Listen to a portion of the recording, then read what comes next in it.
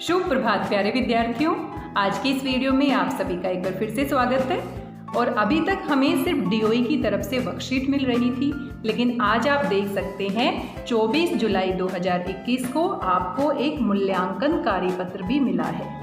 पिछली 1 से लेके 8 तक की कार्यपत्रिकाओं में हमने अपठित गद्यांश और अपठित पद्यांश का अभ्यास किया था। आज आपका एक असेसमेंट होने वाला है जो कि मूल्यांकन कार्यपत्रक है। ये आपका मूल्यांकन यानी कि असेसमेंट कार्यपत्रक है। इसमें भी आपको एक अपठित गद्यांश दिया गया है, लेकिन यहाँ जो प्रश्न दिए गए हैं उनको आप ध्यान से देखिए। ये बहुवैकल्पिक प्रश्न है। एक प्रश्न के 4 उत्तर आपको दिए गए हैं। सबसे सही उत्तर के साथ आपको जाना है और यही पैटर्न आपकी जो फाइनल परीक्षा होने वाली है वहाँ पर भी मिलने वाला है।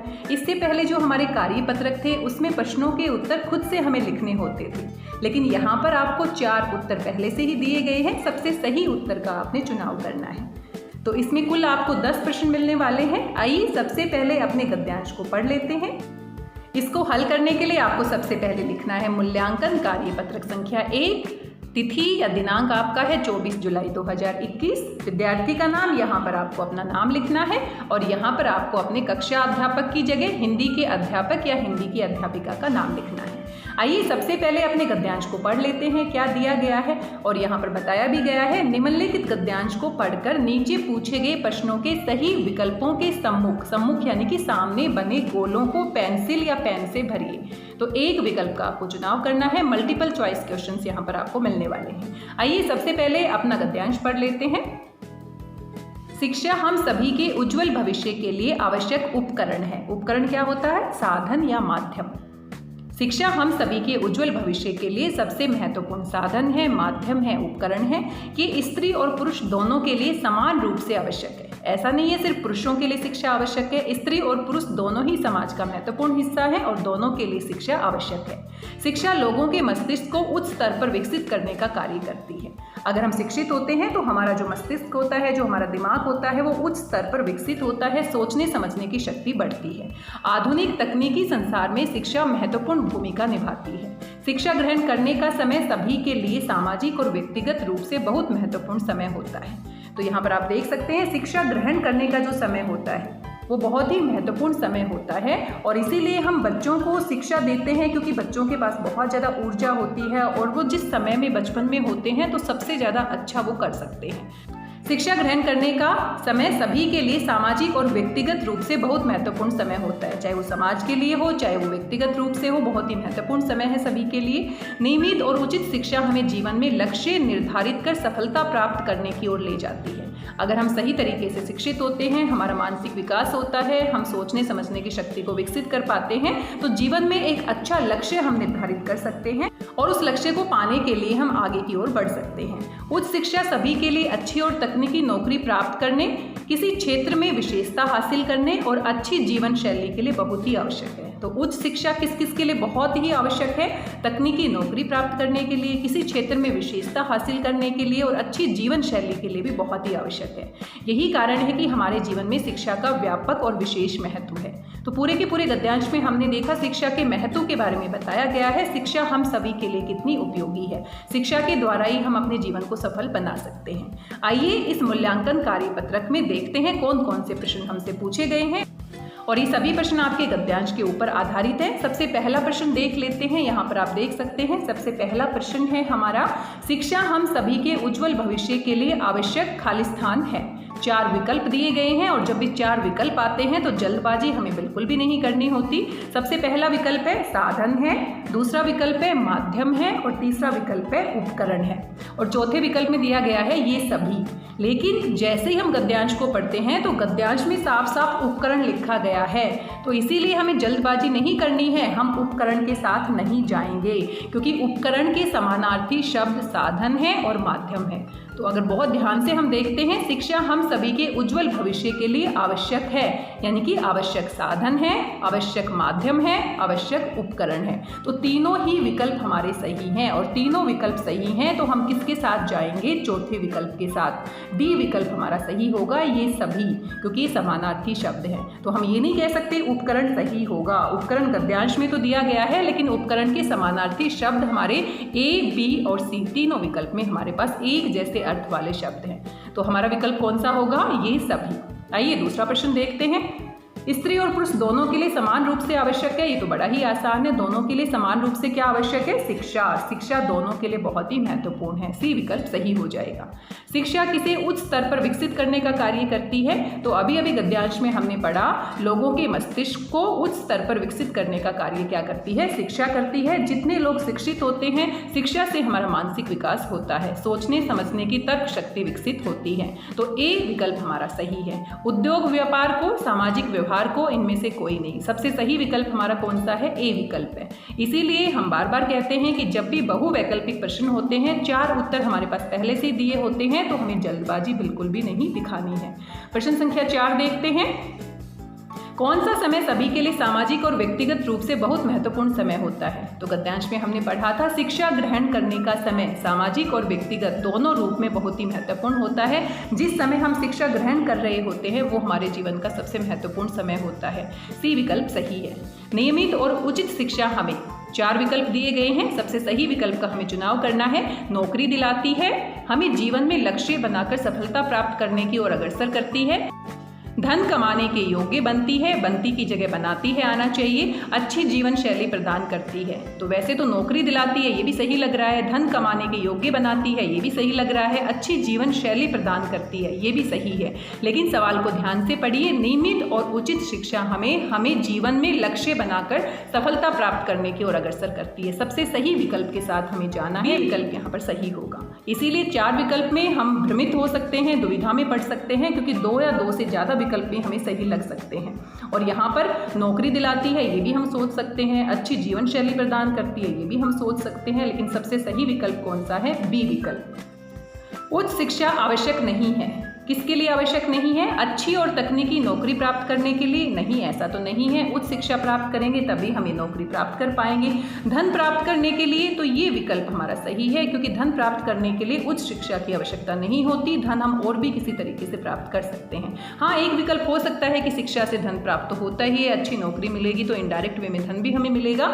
लेकिन जब हम सबसे सही विकल्प की बात करेंगे, नहीं है, तो कौन सा विकल्प सही है? बी, धन प्राप्त करने के लिए। तो इसी के साथ हम जाएंगे, इसी को हम क्या करेंगे? यहाँ पर गोला लगा देंगे।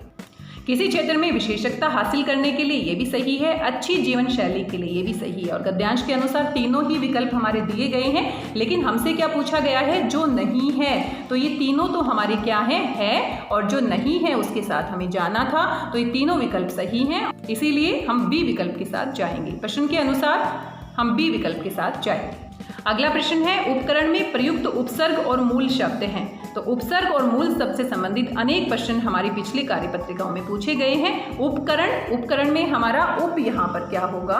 उपसर्ग होगा, और करण हमारा क्या होगा? मूल शब्द होगा। उप धन करण, इससे मिलकर हमारा क्या बना है? उपकरण।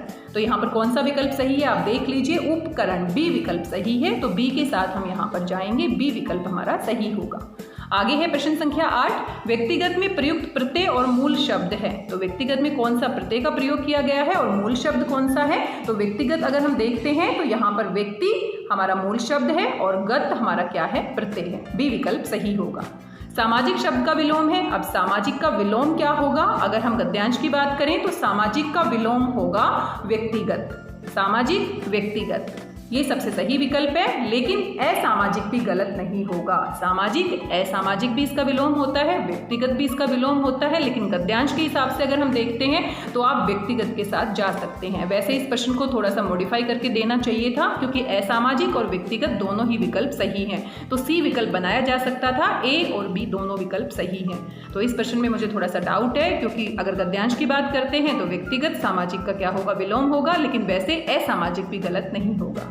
प्रश्न संख्या 10 को देखते हैं। नियमित शब्द का पर्यायवाची शब्द है। पर्यायवाची यानी समान अर्थ वाला शब्द हमें बताना है। और नियमित होता है नियम से किसी काम को करना। आज सुबह मैंने क्लास ली है तो कल सुबह नियम से मैं उसी समय क्लास लेती हूँ, तीसरे दिन भी मैं क्लास लेती हूँ। तो एक क्रम में, एक नियम में हम काम करते हैं। और यहाँ पर आप देखिए, आप कितना कंफ्यूज हो जाते हैं। सदैव, सदैव मतलब हमेशा, जो हमेशा रहता है, सदैव।